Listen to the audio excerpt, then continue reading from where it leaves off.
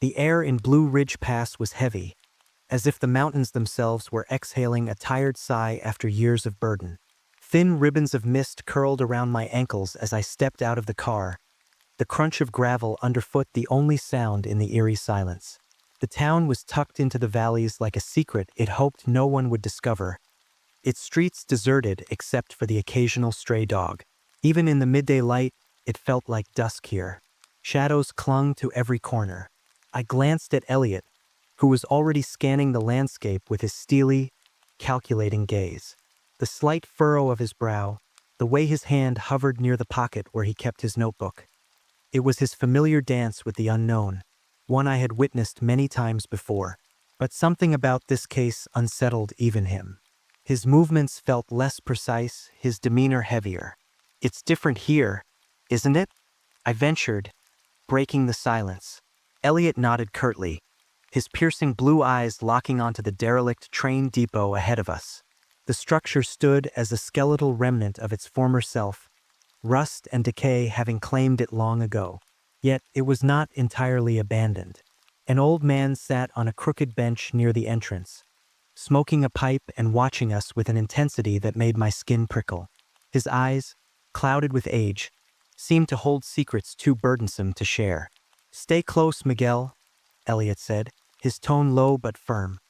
He strode forward, his trench coat billowing slightly in the cool mountain breeze. I followed, the weight of my satchel, a repository of notebooks, maps, and books on folklore, bouncing against my hip. As we approached the man, the acrid scent of pipe smoke mixed with the earthy aroma of the mountain air. He took a long drag, his gaze never leaving us, and exhaled slowly. The smoke seemed to form shapes in the air before dissipating, though I told myself it was a trick of the light. "Elliot Brooks," my friend said, introducing himself with his characteristic directness. "And this is Miguel Vasquez. We're here to learn more about the train derailment that occurred in 1920. The old man grunted, his expression inscrutable. "Plenty of folks come here looking for ghost stories," he said, his voice like gravel grinding underfoot. "But the smart ones don't stay long." "We're not here for ghost stories," Elliot replied, his tone measured. "We're here for the truth."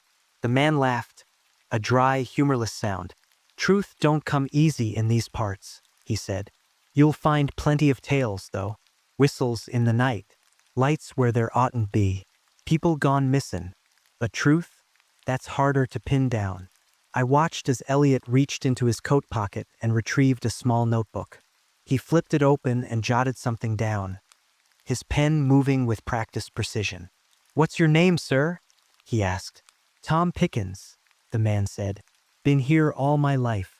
Seen things I can't explain. Heard things I don't want to explain." Elliot nodded, his eyes narrowing slightly. "Tell us about the train, the derailment. What do you remember?" Tom took another drag from his pipe, his gaze distant. "I was just a boy back then. Don't remember much firsthand. But my father, he worked the rails. Said that train wasn't supposed to be here. Came through in the dead of night, no warning, no schedule. Like it was trying to sneak through the mountains." "What was it carrying?" I asked, unable to keep the curiosity from creeping into my voice.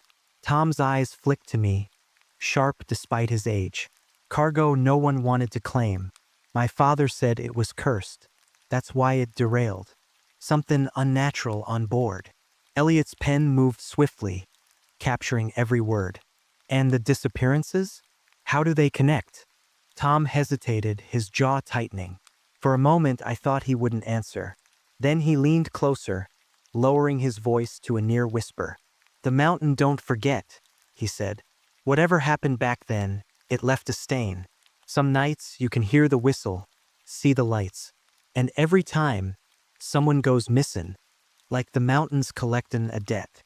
A chill ran down my spine, though I wasn't sure if it was from Tom's words or the sudden gust of wind that rustled through the depot.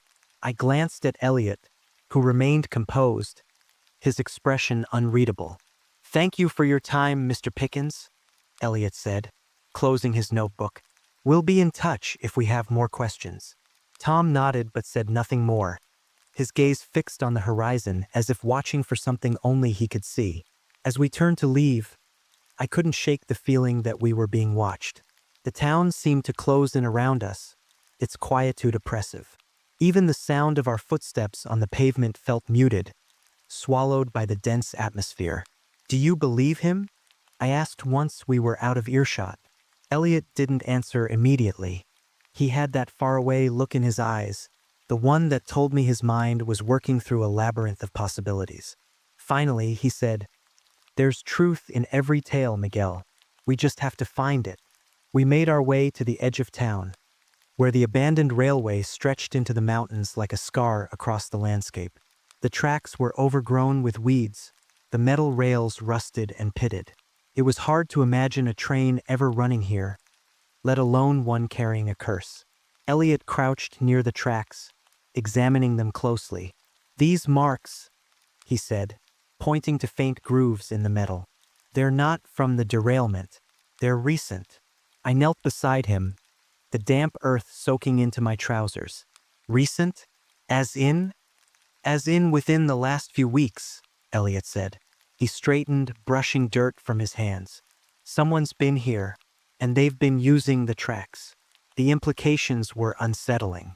If someone was using the abandoned railway, it could mean the disappearances weren't the work of ghosts but something far more tangible and far more dangerous.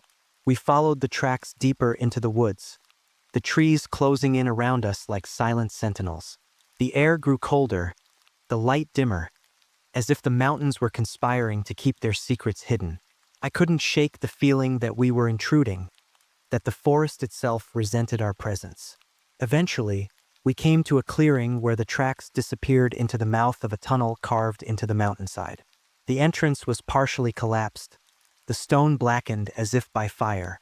Yet, despite its decrepit state, there was something unervingly purposeful about it, as if it were a gateway to another world.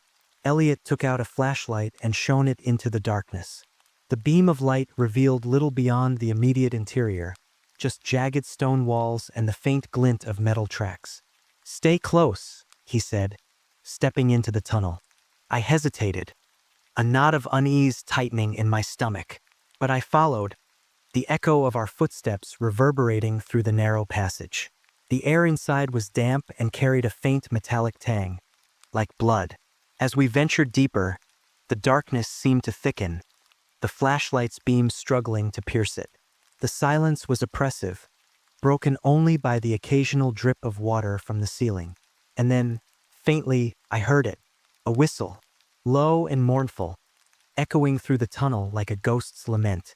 I froze, my heart pounding. "Elliot," I whispered, "did you hear that?" He didn't respond immediately, his flashlight sweeping the walls. "Yes," he said finally, "and it wasn't the wind." The whistle came again, louder this time, followed by a faint rumble that seemed to shake the very ground beneath us. It was impossible. There was no train. There couldn't be. But in that moment, logic felt like a fragile thing, easily shattered by the weight of the unknown. And as the rumble grew louder, the tunnel seemed to come alive, the shadows shifting and the air vibrating with an almost palpable energy. Elliot grabbed my arm, pulling me back toward the entrance. "Run," he said, his voice tense. We didn't need to be told twice. We ran, the sound of the phantom train growing ever closer, its whistle a haunting wail that seemed to pierce my very soul. By the time we emerged into the open air, my chest was heaving, my legs trembling. We stopped a safe distance from the tunnel, both of us staring at its dark mouth. The rumble had ceased, the whistle silenced, but the oppressive weight of the encounter lingered, heavy and unyielding.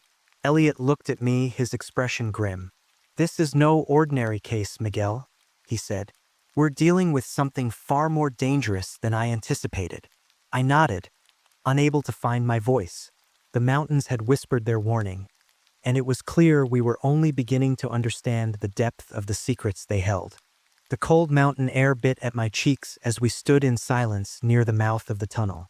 It loomed before us, a gaping wound carved into the rock, dripping with moisture and something intangible. A lingering unease, as though it exhaled sorrow with every breath. My heart hadn't quite slowed since our retreat from its shadowy depths. I could still hear the low, mournful whistle echoing in my mind. It refused to let go. Elliot, meanwhile, had already shed the fear of what we had just encountered, or at least buried it beneath his singular focus. He was pacing the length of the clearing, his boots crunching against the frost-speckled grass. His flashlight remained gripped tightly in one hand, the other resting on his hip as he scrutinized the terrain with meticulous precision. It was a strange comfort to watch him work, to see that his mind operated on an entirely different level, even when confronted with the inexplicable. "Look at these," he said finally, crouching near the base of the tracks and gesturing for me to come closer. I hesitated, my gaze flicking warily toward the black abyss of the tunnel, before joining him. The dim afternoon light fell over a set of parallel grooves in the dirt, faint yet deliberate. "Recent. Tire marks," Elliot murmured, running his gloved fingers lightly over the ground. "A vehicle, not large, but heavy enough to leave these impressions. It came through here more than once." "Smugglers," I guessed, crouching beside him. My breath formed clouds in the cold, hanging in the air before dissolving into nothingness. "It's a working theory," Elliot replied, his tone as even as always. "But this isn't confirmation. It's breadcrumbs, Miguel. If we follow them, they may lead us somewhere." He stood abruptly, brushing the dirt from his gloves, and cast one last look toward the tunnel. But not in there. Not yet. I couldn't help the relief that washed over me. While part of me itched to uncover the tunnel's secrets, another part, the primal, self-preserving part, was content to leave its mysteries undisturbed for as long as possible. At least until daylight. "We'll double back to town," Elliot said, his gaze cutting sharply to the tree line. "The locals know more than they're saying. They always do." Blue Ridge Pass didn't look any friendlier under the waning afternoon sun. The shadows were longer now, stretching across the narrow streets and clinging to the walls of the weathered wooden buildings. It felt like a place caught in time, resisting the inevitable pull of progress. But instead of charm, it exuded a somber weariness, as though the weight of its history pressed down on everything and everyone within its borders. We returned to the only inn in town, a modest two-story structure with peeling paint and an unsettling quiet about it. The innkeeper, a wiry man with a permanent scowl etched into his features, barely acknowledged us as we entered. He muttered something under his breath, likely a comment about outsiders, before disappearing into the back room. Elliot took a seat at one of the empty tables near the fireplace, gesturing for me to join him. He pulled out his notebook and began to jot down observations, his pen scratching against the paper in a steady rhythm.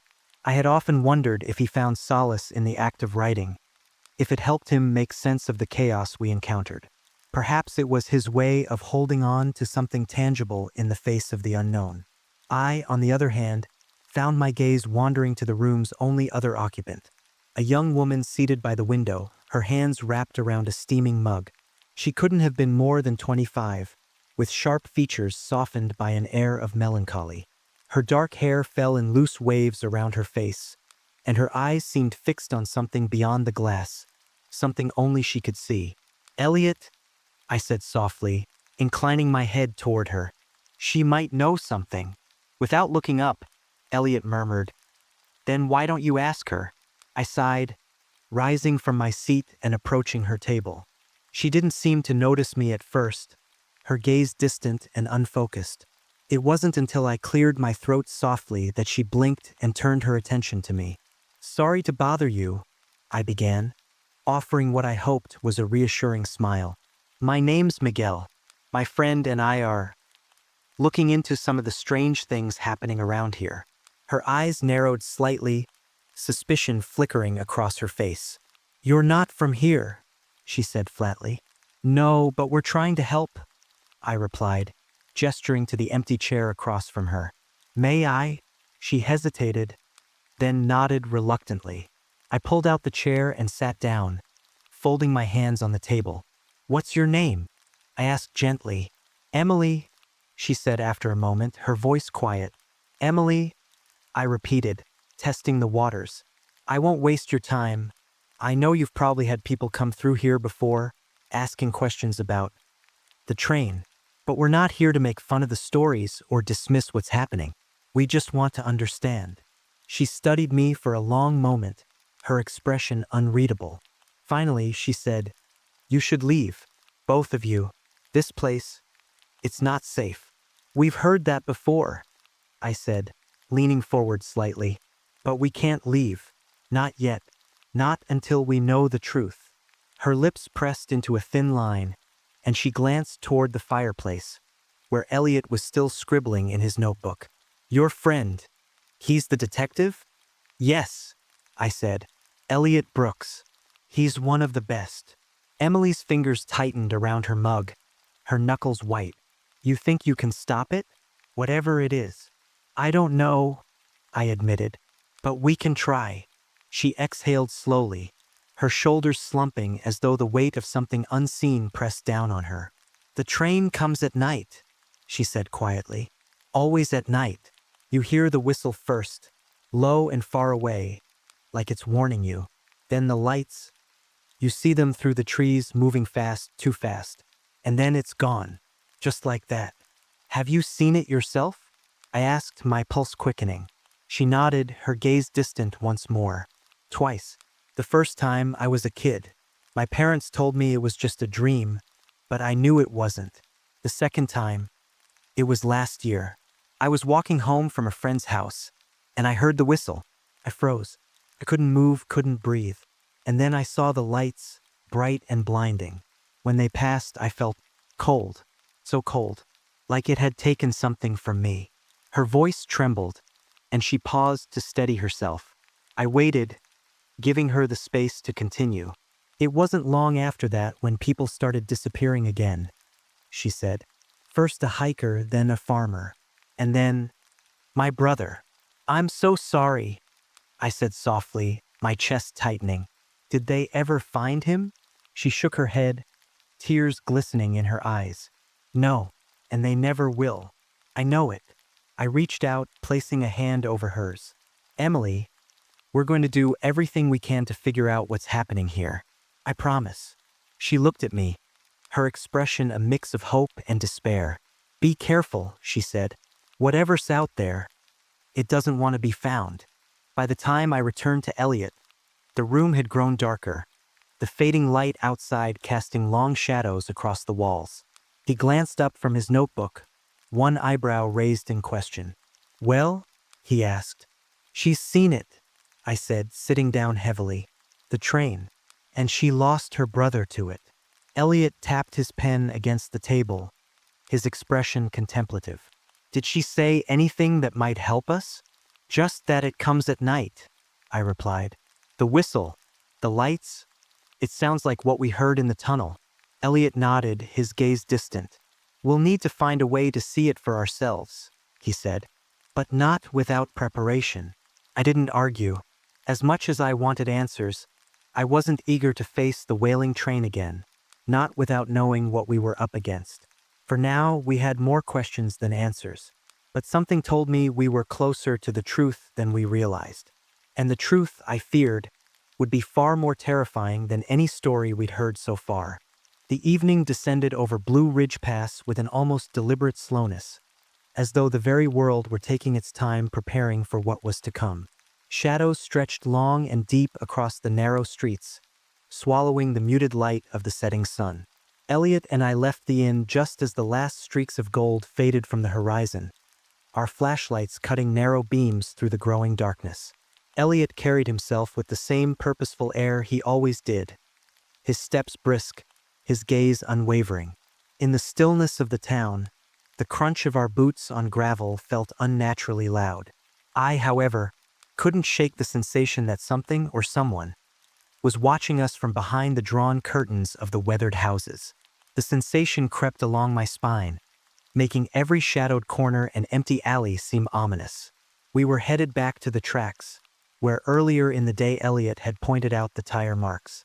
The plan, as he explained in his clipped, no-nonsense tone, was to position ourselves at a vantage point along the railway to observe any activity. A simple plan on paper, but nothing about this case felt simple. My mind was still swirling with Emily's haunting words at the inn. The train comes at night.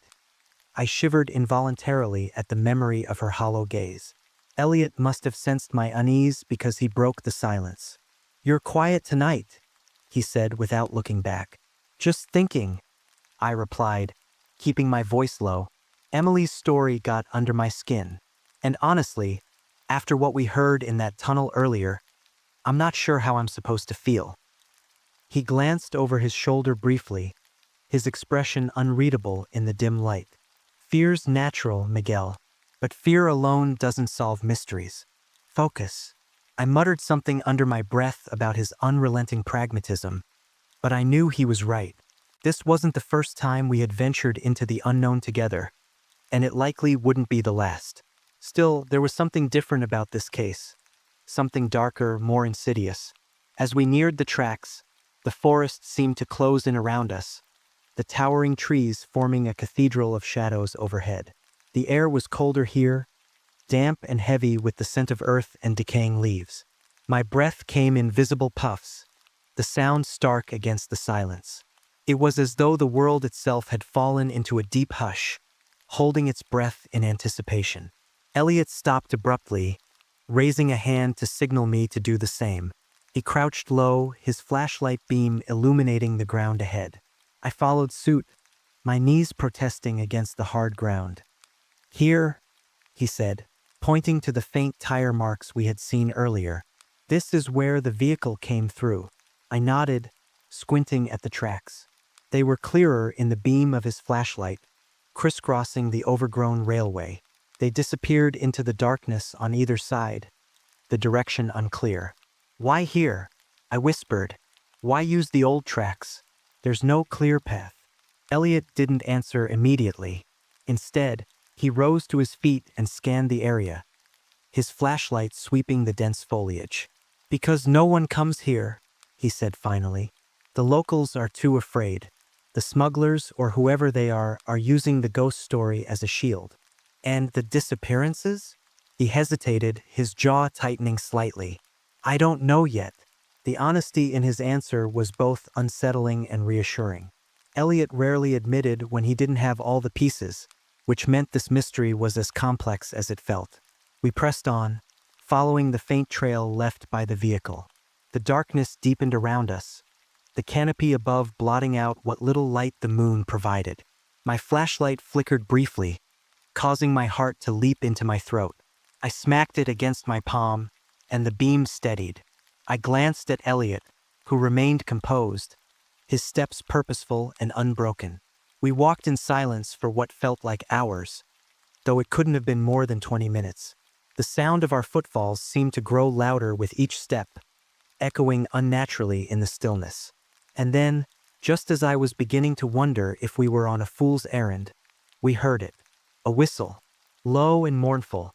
It drifted through the night air like a lament, sending a shiver racing down my spine. I froze in my tracks, my flashlight trembling in my hand. Elliot stopped too, his head snapping toward the direction of the sound. For a moment, neither of us moved, the silence between us thick with tension. "You heard that, right?" I whispered, my voice barely audible. Elliot nodded, his expression grim. "Stay close." We continued forward, our pace quicker now, the sound of the whistle still echoing faintly in the distance. My heart was pounding so hard I was certain Elliot could hear it. The trees thinned as we approached a clearing, and the tracks became more visible, cutting a sharp line through the forest. And then we saw it. Lights, faint at first, like fireflies in the distance, but growing brighter and more distinct as they approached. They hovered just above the tracks, moving with a speed that seemed impossible. I felt a chill that had nothing to do with the cold night air. "It can't be," I breathed, my voice trembling. "Stay back," Elliot warned, his hand gripping my arm to keep me from stepping forward. The lights grew closer, and with them came the rumble. A deep, resonant vibration that I felt in my chest more than I heard. The ground beneath us seemed to tremble as the sound of the whistle pierced the night once more. Louder this time, more insistent. I wanted to run, to turn and bolt back into the safety of the trees, but my legs refused to move. I was rooted to the spot, my eyes fixed on the spectral lights as they barreled toward us. And then, just as suddenly as it had appeared, the phenomenon vanished. The lights blinked out, the rumble ceased, and the whistle was no more. The clearing fell silent once again, the air heavy with the weight of what we had just witnessed. Elliot let out a slow breath, his grip on my arm loosening. "That wasn't natural," he said, his voice steady despite the tension in his posture. "No kidding," I replied, my voice shaking. "What the hell was that?" He didn't answer, his gaze fixed on the tracks where the lights had disappeared. His mind was already working, piecing together the fragments of the puzzle. "We need to move," he said finally. "If someone's using this, whatever it is, as a cover, they might still be nearby." I nodded, though every fiber of my being wanted nothing more than to leave the cursed tracks behind. But I trusted Elliot, and if he said we needed to press on, I would follow. We followed the tracks further into the forest, the atmosphere growing heavier with each step. My flashlight flickered again, and this time it didn't recover. I cursed under my breath, shoving it into my satchel and relying on the beam of Elliot's flashlight to guide the way. And then we found it. An old, crumbling structure nestled against the hillside, hidden by the dense undergrowth. It looked like a storage shed or maybe a maintenance building, long abandoned and forgotten. The roof had partially caved in, and the walls were streaked with moss and grime. Yet there was a faint light emanating from within, a flickering, unnatural glow. Elliot motioned for me to stay back as he approached the building, his steps careful and deliberate. He peered through a gap in the wall, his body tense, before gesturing for me to join him. I crept closer, my heart pounding, and peered through the gap. What I saw made my blood run cold. Inside the building were crates, large, sturdy, and marked with symbols I didn't recognize. A group of men stood around the crates, their faces obscured by shadows. They spoke in hushed tones, their voices low and urgent. And in the corner of the room, barely visible in the flickering light, was the source of the glow, a strange, metallic object that pulsed with an otherworldly energy. "Smugglers," Elliot whispered, his tone grave. "But there's more to this than we thought." He pulled back from the wall, his expression unreadable. "We need to figure out what they're doing," he said, "and we need to do it fast." I nodded, my mind racing with questions. The lights, the whistle, the strange object in the building. It all felt like pieces of a puzzle I didn't know how to solve. But one thing was clear. Whatever was happening in Blue Ridge Pass, it was far more dangerous and far more terrifying than we could have imagined. The chill of the night had seeped into my bones as we crouched behind the thicket, the dim glow from the crumbling shed casting flickering shadows across the dense forest floor. My breath hung in the cold air like ghostly wisps, and the faint murmur of voices drifted toward us through the trees. I shifted slightly, trying to ease the ache in my knees, but Elliot's hand shot up, silencing even the smallest movement. "They're armed," he whispered, his voice barely audible. His sharp eyes never left the scene before us, his body taut like a predator waiting to strike. I squinted through the branches, straining to see more clearly. The men inside the shed moved with a sense of urgency, their shadows darting across the walls as they heaved large, unmarked crates onto a rusted cart. The strange, pulsating light we had seen earlier emanated from a corner of the room, illuminating their faces just enough for me to catch the tension in their expressions. Whoever they were working with a purpose, one that felt deeply sinister. "What's in the crates?" I murmured, barely daring to breathe. Elliot didn't respond immediately. He was watching them closely, his keen mind likely already forming theories, connecting dots I couldn't yet see. Finally, he said, "Smuggling usually points to contraband, drugs, weapons, stolen goods. But that light, that changes everything." I nodded, though the knot in my stomach tightened. There was something unearthly about the glow, something that made the hairs on the back of my neck stand on end. It reminded me of the train we had seen, or whatever it was, the spectral lights, the mournful whistle. All of it was connected. I could feel it, Elliot shifted beside me, his hand slipping into his coat to retrieve the small camera he always carried. It was a compact model, perfect for moments like this when discretion was key. He adjusted the focus, the faint click of the shutter almost imperceptible in the stillness of the forest. "We'll need proof," he whispered, more to himself than to me. "Whatever they're doing here, it's not just criminal, it's dangerous." I couldn't argue with that. The entire scene before us radiated danger, like a powder keg waiting for the smallest spark. As Elliot continued to document the activity, my attention was drawn to a man standing apart from the others. He was tall and broad-shouldered, his face obscured by the shadows, but there was an air of authority about him. The other men seemed to defer to him, glancing in his direction as though awaiting his approval. He held something in his hands, something metallic and cylindrical, and he studied it intently, the strange light from the corner reflecting off its surface. "Do you see that?" I whispered, nudging Elliot gently. He followed my gaze, his eyes narrowing as he focused on the object. "That's not standard cargo," he murmured. "What is it?" I shook my head, my throat dry. Whatever it was, it seemed to be the source of the pulsing glow. The light seemed to emanate from it, growing stronger and dimmer in a rhythmic pattern, almost like the beating of a heart. It was hypnotic, and for a moment, I found myself unable to look away. "Something's not right," Elliot said, his tone sharp. He lowered the camera and leaned closer to me. "We need to get a closer look." My stomach dropped. "You're joking," I hissed, though I knew full well that he wasn't. Elliot Brooks didn't joke about things like this. "You stay here," he said, his voice firm.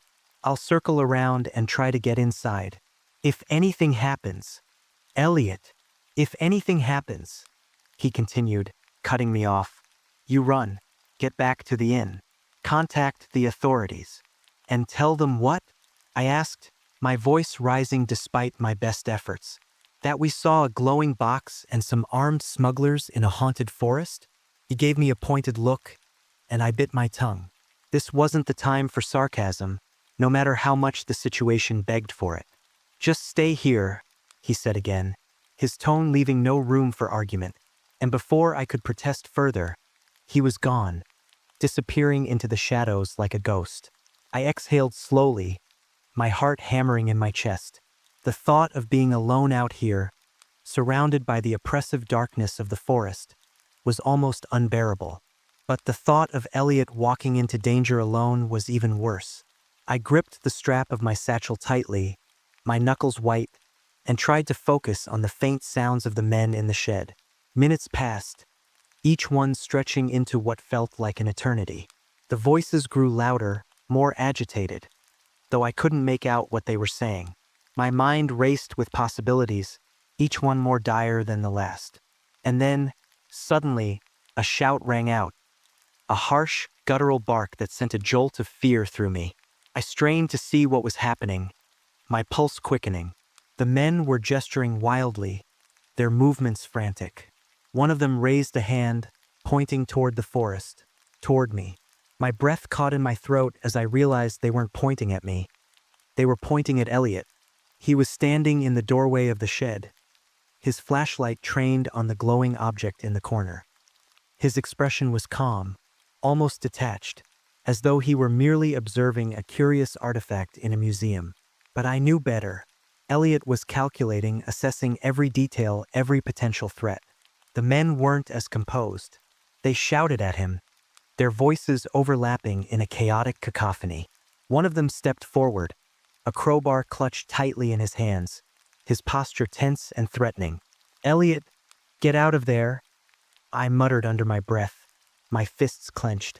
And then, as though he had heard me, Elliot moved. He shifted his weight, his flashlight swinging to the side as he darted out of the doorway and into the forest. The men shouted again, and two of them gave chase, their footsteps heavy against the forest floor. I didn't think, couldn't.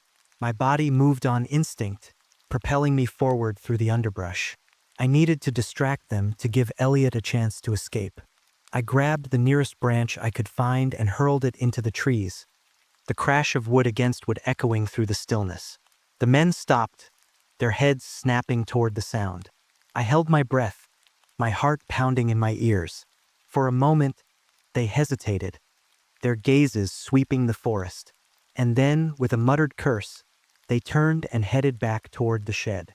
I waited until their footsteps faded before I moved, my legs trembling as I crept through the undergrowth. I found Elliot a short distance away, crouched behind a fallen log, his breath coming in quick, shallow gasps. "Are you insane?" I whispered harshly, dropping to my knees beside him. "Possibly," he replied, his lips quirking into a faint smile despite the situation. "But I got what I needed." He held up his camera, the lens cracked but still intact. "Photos," he said simply. "Evidence." I exhaled sharply, a mix of relief and exasperation flooding through me. "You're lucky they didn't catch you." "Luck had nothing to do with it," he said, his gaze steady. "But we're not out of the woods yet. Literally." We moved quickly, our footsteps muffled by the thick carpet of leaves beneath us. The forest seemed darker now, the shadows deeper, the air heavier. Every sound, every rustle of leaves, every snap of a twig set my nerves on edge. But we made it. By the time we reached the edge of the forest, my lungs were burning, and my legs felt like lead. The faint lights of the town were a welcome sight, though the weight of what we had witnessed lingered heavily over us. Elliot didn't stop until we reached the inn, his jaw set, his expression grim. He didn't need to say anything. I could see it in his eyes. Whatever was happening in Blue Ridge Pass, it was far from over. And the Wailing train would come again. I was sure of it. The hours between midnight and dawn always carry a strange weight, as if time itself slows to a crawl, wrapping the world in an oppressive stillness. I had never felt that weight more keenly than now, seated on the edge of the lumpy bed in my room at the inn, staring at the camera Elliot had entrusted to me. It sat on the small nightstand, its cracked lens catching the faint glow from the moonlit window. The images it held, captured in the forest hours earlier, felt like a ticking time bomb, proof of something I couldn't yet comprehend. Elliot was in the next room, his pacing audible through the thin walls. The rhythmic creak of the floorboards matched the rapid beat of my own restless thoughts. Despite the fatigue weighing on my body, sleep refused to come. The events of the night replayed in my mind like a reel of disjointed film. The glowing object in the shed, the frantic shouts of the smugglers, the haunting whistle that seemed to echo from another world. I let out a slow, shaky breath and stood, rubbing the stiffness from my neck. The small room felt suffocating, the shadows too deep and the air too still. I needed to move, to do something, anything, to distract myself from the lingering unease. I opened the door and stepped into the dimly lit hallway, the wooden floor cold beneath my bare feet. Elliot's door was slightly ajar, and I could see him standing by the window, his silhouette rigid against the pale light. He didn't acknowledge me as I approached, but I knew he was aware of my presence. "Can't sleep either?" I ventured, my voice barely above a whisper. "Sleep is a luxury we can't afford right now," he replied, his tone clipped. He turned, his sharp features illuminated by the moonlight. "There's too much we don't know, and too much at stake." I crossed my arms, leaning against the doorframe. "You're thinking about the men in the shed. And the object," he said, nodding. "That light, it wasn't natural, Miguel.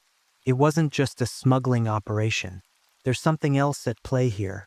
I couldn't argue with that. The glow from the object had been unlike anything I'd ever seen. Otherworldly, almost alive. It had burned itself into my memory, an image I couldn't shake no matter how hard I tried. "What do we do next?" I asked, though I already knew the answer. Elliot's gaze was steady, unwavering. "We go back." The forest was even darker than before, the canopy above blotting out what little light the moon provided. The air was damp and heavy, the scent of earth and decay thick in my nostrils. The only sound was the crunch of leaves beneath our boots, though even that seemed muted, swallowed by the oppressive silence. Elliot led the way, his flashlight cutting a narrow beam through the darkness. I followed close behind, clutching the camera to my chest like a talisman. Every rustle of leaves, Every snap of a twig set my nerves on edge. The memories of the night before were fresh in my mind, and I couldn't shake the feeling that we were being watched. We reached the clearing near the tracks, the faint outline of the shed visible through the trees. Elliot crouched low, motioning for me to do the same. He scanned the area with practiced precision, his flashlight off now to avoid detection. "It's quiet," he murmured, his voice barely audible. "Too quiet." I swallowed hard, my mouth dry. The shed looked abandoned, its windows dark and lifeless. But I knew better than to let my guard down. The men we had seen the night before might still be here, waiting in the shadows. Elliot moved forward, his steps silent and deliberate. I followed, my heart pounding in my chest. We reached the edge of the clearing and paused, our breaths shallow as we listened for any signs of movement. Nothing. Elliot gestured for me to stay put, then slipped toward the shed, his silhouette barely visible in the dim light. I clenched my fists, every muscle in my body tense as I watched him disappear into the shadows. The seconds stretched into minutes, each one more agonizing than the last. And then, just as I was about to lose my nerve, he reappeared, his expression grim. "They're gone," he said quietly. "But they left something behind." He led me to the shed, the door creaking softly as he pushed it open. The air inside was stale and musty, the faint scent of smoke lingering from the men's activity the night before. The crates were still there, stacked haphazardly against the wall, their contents untouched. But it was the corner of the room that drew my attention, the source of the glow. The metallic object still pulsed with that strange, rhythmic light, casting eerie shadows across the walls. It was smaller than I had realized, about the size of a shoebox, its surface smooth and unmarked except for a faint, swirling pattern that seemed to shift in the light. Elliot approached it cautiously, his flashlight illuminating the strange markings. "It's some kind of artifact," he said, his voice laced with curiosity. "But I've never seen anything like it before." I moved closer, my eyes fixed on the object. The light it emitted was mesmerizing, almost hypnotic. I could feel its energy, a faint hum that seemed to resonate in my chest. "What do you think it is?" I asked, my voice barely above a whisper. Elliot didn't answer immediately. He reached out, hesitating for a moment before his fingers brushed the surface. He pulled back sharply, his expression a mix of shock and confusion. "It's warm," he said, flexing his fingers. "Almost alive." I shuddered, the thought sending a chill down my spine. The idea of something so unnatural, so otherworldly, being alive was almost too much to comprehend. "We need to take it," Elliot said, his tone decisive. "Whatever it is, it's the key to everything happening here." I hesitated, glancing toward the darkened forest. "And what if they come back?" "We don't have a choice," he said firmly. "This is bigger than us, Miguel. We need answers." Reluctantly, I nodded. Elliot retrieved a length of cloth from his satchel and carefully wrapped the artifact, the glow dimming as it disappeared from view. He placed it in his bag, his expression unreadable. "We need to move," he said, his voice low, "before they realize it's gone." We left the shed, our steps quick and quiet as we retraced our path through the forest. The artifact's faint hum seemed to echo in my ears, a constant reminder of its presence. I couldn't shake the feeling that we were being followed, though every time I glanced over my shoulder, the darkness revealed nothing. By the time we reached the edge of the forest, the first light of dawn was creeping over the horizon, painting the sky in shades of gray and gold. The town of Blue Ridge Pass lay before us, quiet and unassuming, its secrets hidden beneath a veneer of normalcy. Elliot didn't slow as we entered the town, his focus unwavering. I followed, clutching the camera tightly as we made our way back to the inn. The events of the night weighed heavily on me, a tangled web of fear, curiosity, and anticipation. We had the artifact, we had the photos, but the answers we sought still felt out of reach, like shadows dancing just beyond the edge of the light. And I couldn't shake the feeling that the wailing train wasn't finished with us yet. The artifact hummed faintly in the corner of the inn room, wrapped tightly in layers of cloth, but its presence was impossible to ignore. It was as if the air itself thickened around it, warping the atmosphere in an invisible radius. I sat cross-legged on the floor, staring at the bag that contained it, while Elliot stood near the window, his posture rigid, silhouetted against the pale light of the rising sun. The hours had passed in a blur, with neither of us daring to sleep. The weight of our discovery loomed larger with each passing moment. "We can't stay here much longer," Elliot said finally, his voice cutting through the oppressive silence like a blade. His tone was as calm and steady as ever, but I could sense the undercurrent of urgency in his words. I glanced up at him, my brow furrowed. "You think they'll come looking for us?" He turned, his sharp blue eyes locking onto mine. "They will. Whoever was guarding that shed won't just let us walk away with their prize. Whatever this is, it's important enough for them to kill for." I swallowed hard, the memory of the armed men still vivid in my mind. The thought of them tracking us down sent a chill racing down my spine, but I knew Elliot was right.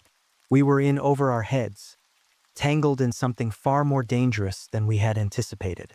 "So, what's the plan?" I asked, rising to my feet and crossing my arms. Elliot took a step toward the artifact, his gaze narrowing as if he were trying to unravel its secrets through sheer force of will. "We need to figure out what this is. And fast," he said. "There's a connection between this artifact, the train, and the disappearances. I can feel it." I nodded, though the thought of examining the artifact any further filled me with unease. There was something about it that felt wrong, almost malevolent, but if it held the answers we needed, I couldn't let my fear hold us back. Elliot crouched beside the bag and carefully unwrapped the artifact, his movements precise and deliberate. The glow returned as the layers of cloth fell away, pulsing softly like the rhythm of a heartbeat. I found myself drawn to it despite my better judgment, my eyes fixed on the swirling patterns that seemed to shift and flow across its surface. "It's beautiful," I murmured, the words slipping out before I could stop them. Elliot shot me a sharp glance. "Don't let it fool you," he warned. "Beauty can be deceiving." I nodded, tearing my gaze away and focusing on the faint hum that resonated in the room. It was almost musical, a low, haunting tone that seemed to vibrate through my chest. I couldn't help but wonder if this was what the people who had disappeared had heard in their final moments. Elliot reached into his satchel and retrieved a notebook, flipping through its pages with practiced efficiency. "There's something familiar about this," he muttered, more to himself than to me. "The patterns, the light. I've seen something like this before." I raised an eyebrow. "Where?" He paused, his pen hovering over the page. "In an old case," he said finally. "A stolen relic from a temple in the Andes. It had similar markings and similar effects." "Effects," I repeated, my stomach nodding. Elliot's gaze darkened. "It caused hallucinations, nightmares, even seizures in those who handled it. The relic was said to be cursed, tied to an ancient ritual meant to summon something otherworldly." I felt the blood drain from my face. "You think this artifact is cursed?" He didn't answer directly, but the look in his eyes was all the confirmation I needed. Before I could press further, a sharp knock at the door sent a jolt of panic through me. I froze, my heart pounding in my chest as Elliot shot to his feet, his hand moving to the revolver holstered at his side. He motioned for me to stay back as he approached the door, his steps silent and deliberate. "Who is it?" he called out, his voice steady but firm. There was a long pause, and for a moment, I was certain whoever was on the other side was about to break the door down. But then, a familiar voice drifted through the wood, tinged with urgency. "It's Emily," she said. "Let me in, quickly." Elliot hesitated, his grip on the revolver tightening, before he unlocked the door and pulled it open just wide enough for her to slip inside. She was out of breath, her dark hair disheveled, her eyes wide with fear. She glanced over her shoulder before Elliot closed the door behind her, locking it with a decisive click. "They know," she said, her voice trembling. "The men you saw, they know you took it." My chest tightened. "How?" Emily shook her head, pacing the length of the room like a caged animal. "I don't know," she said, "but I overheard them talking at the general store. They're looking for you. They said, they said you've unleashed something." Elliot's jaw tightened, and he exchanged a glance with me. "What do you mean, unleash something?" he asked, his tone low and dangerous. Emily stopped pacing, her gaze darting to the artifact. Her face paled as she took a step back, as if the very sight of it repelled her. "They said the artifact was a seal," she said. "A lock, and by taking it, you've broken it."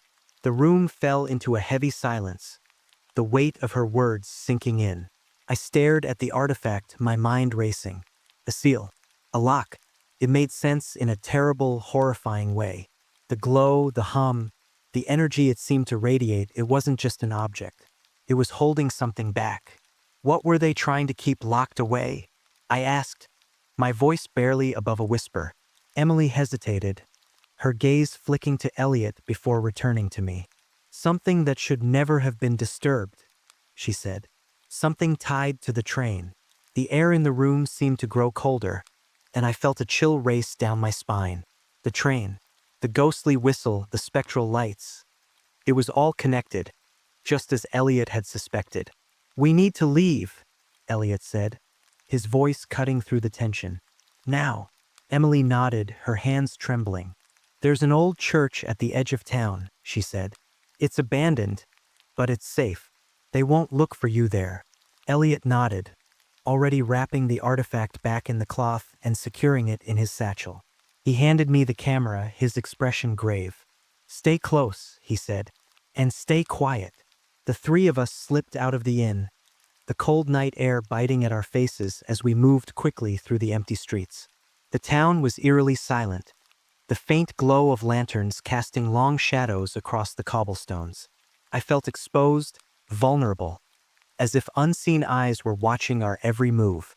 We reached the edge of town and made our way through the dense forest, the path narrow and overgrown. The towering trees loomed above us, their branches intertwining to form a canopy that blocked out the moonlight. The artifact's faint hum seemed louder now, almost oppressive, as if it were aware of what was to come.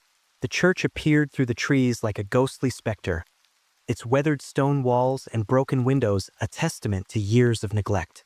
Emily led us inside, her footsteps echoing in the empty space. The air was thick with the scent of damp wood and decay, and I couldn't shake the feeling that we were being followed. Elliot set the satchel down on the altar, his expression unreadable as he unwrapped the artifact once more.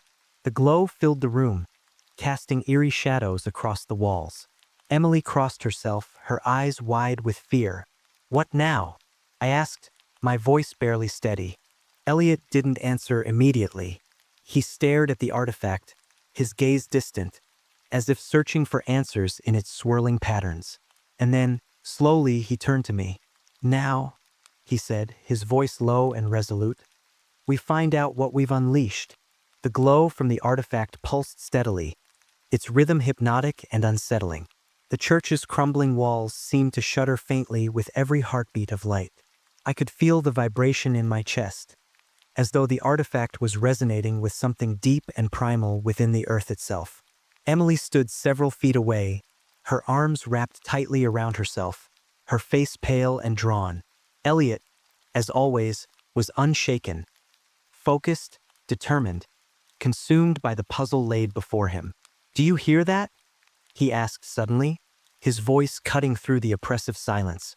I strained my ears, but all I could detect was the faint hum of the artifact and the wind whistling through the broken windows. "I don't hear anything," I replied, my voice low. "It's faint," Elliot murmured, his eyes narrowing as he focused on the object. "But it's there. A vibration, a frequency." He crouched beside the artifact, his hand hovering over it but not quite touching. "It's calling to something, or something is calling to it." Emily let out a soft gasp, her back pressing against the cold stone wall. "You shouldn't have taken it," she whispered, her voice trembling. "It was meant to stay where it was. You've disturbed it. You've disturbed them." "Them?" I turned to her, my pulse quickening. "Who are you talking about?" She shook her head, her gaze fixed on the artifact as though it might leap at her at any moment. "The ones it belongs to," she said. "The ones who were bound when the seal was made." Elliot looked up sharply. "Bound by who?" Emily hesitated, her fear palpable.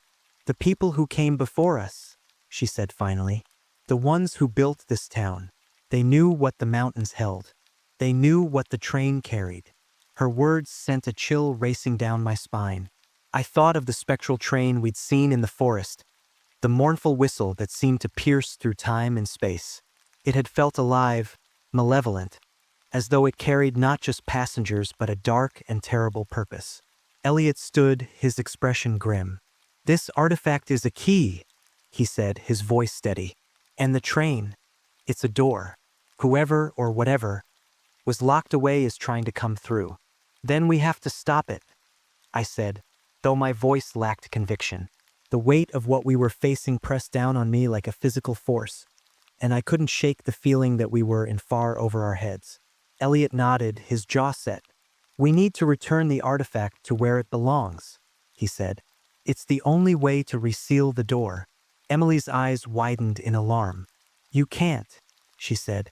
"If you go back to the forest, they'll find you. They won't let you undo what's been done." "We don't have a choice," Elliot said firmly. "If we don't act, whatever's on the other side of that door will come through. And if that happens, this town won't be the only thing at risk." His words hung in the air, heavy with the weight of their implications. Emily fell silent, her gaze dropping to the floor as she hugged herself tighter. I looked at Elliot, my heart pounding. "When do we leave?" I asked. "Now," he said, his voice unwavering. "Every moment we wait, the door opens wider." The forest was darker than I had ever seen it, the towering trees closing in around us like silent sentinels. The path was barely visible, overgrown with brambles and slick with mud. The wind howled through the branches, carrying with it the faint, mournful whistle of the train. It was distant yet unmistakable, a sound that seemed to vibrate through the very marrow of my bones. Elliot led the way, the artifact cradled carefully in his arms. Its glow illuminated the path ahead, casting eerie, flickering shadows on the ground. I followed close behind, clutching the flashlight with trembling hands. Emily brought up the rear, her steps hesitant and uneven. The further we ventured into the forest, the stronger the artifact's hum became. It resonated with an almost physical force, growing louder and deeper with every step. I could feel it in my chest, in my skull, in the pit of my stomach. It was as though the artifact was alive, aware of where it was being taken, and eager to return. Suddenly, Elliot stopped, his hand raised in a silent command. I froze, the flashlight beam wavering as I tried to steady my breathing. "What is it?" I whispered. "Listen," he said, his voice barely audible. I strained my ears, my heart pounding. At first, I heard nothing but the wind and the hum of the artifact. But then, faintly, I caught it, the sound of footsteps. They were distant yet deliberate, the crunch of leaves and the snap of twigs unmistakable. "They're here," Emily whispered, her voice trembling. Elliot's jaw tightened. "Keep moving," he said, his tone low and urgent. "We can't let them catch us." We quickened our pace, the artifact's glow casting a surreal light on the darkened forest. The footsteps grew louder, closer, and I could hear the low murmur of voices behind us. My chest tightened with fear, but I forced myself to focus on the path ahead. The whistle came again, louder this time, and with it came the rumble of the ground beneath our feet. It was faint at first, a subtle vibration, but it grew stronger with every passing moment. The train was coming. "We're almost there," Elliot said, his voice steady despite the tension in the air. "Keep going." The artifact's glow became almost blinding as we reached the clearing where the tracks lay. The ground trembled violently now, and the whistle was deafening, a sound that seemed to tear through my very soul. The spectral lights of the train appeared in the distance, growing brighter and closer with terrifying speed. Elliot knelt by the tracks, placing the artifact carefully on the ground. Its glow pulsed in time with the approaching train, as though the two were connected by an invisible thread. "Stand back," he ordered, his voice sharp. I hesitated, my eyes fixed on the artifact. The train was almost upon us now, its lights blinding, its whistle a deafening roar. The ground shook so violently that I struggled to keep my footing. Emily clung to a tree, her face pale with terror. And then, just as the train was about to collide with the artifact, it stopped. The lights vanished, the whistle fell silent, and the ground became still. The forest was plunged into an eerie silence, broken only by the soft hum of the artifact. I stared in disbelief, my heart pounding. The train was gone. Elliot exhaled slowly, his shoulders relaxing as he stood. "It's done," he said, his voice quiet but firm. "The door is sealed." I sank to my knees, my body trembling with relief and exhaustion. Emily remained by the tree, her gaze fixed on the spot where the train had been. None of us spoke for a long moment, the weight of what we had just witnessed settling over us like a heavy blanket. Finally, Elliot turned to me, his expression unreadable. "Let's go," he said. "There's nothing more for us here." I nodded, rising to my feet and casting one last look at the artifact. Its glow had faded now, its hum barely audible. It was over, or so I thought. However, it also opens a door, pun intended, for further exploration.